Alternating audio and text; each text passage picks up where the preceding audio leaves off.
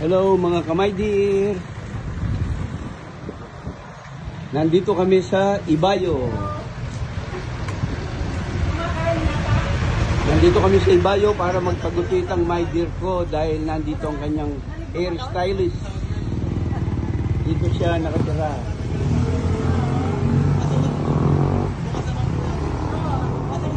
Okay lang. Hindi, nakita na ako nung anak.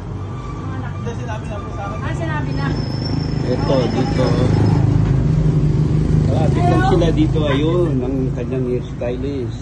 Nandito ang my dear ko para magpagupit.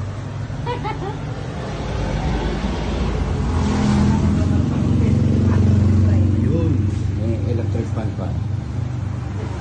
Yun. Dito lang nagpapagupit ang my dear ko. Pero mo, gagawin pa namin from Pampanga to Ibayo.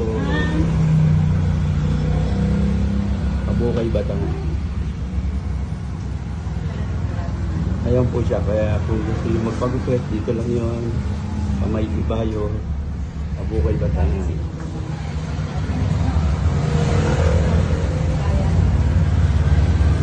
Kaya kami dumadayo pa dito para magpagupit from Pampanga. Kung isipin nyo, layo pa, no?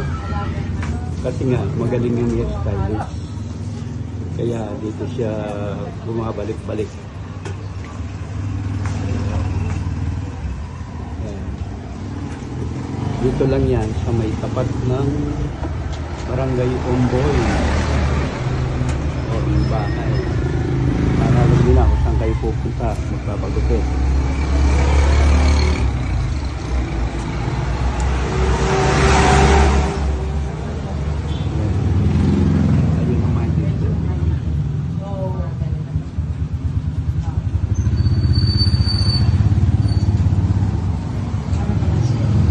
Paano?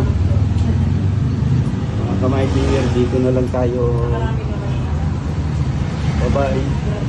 Bye-bye for now.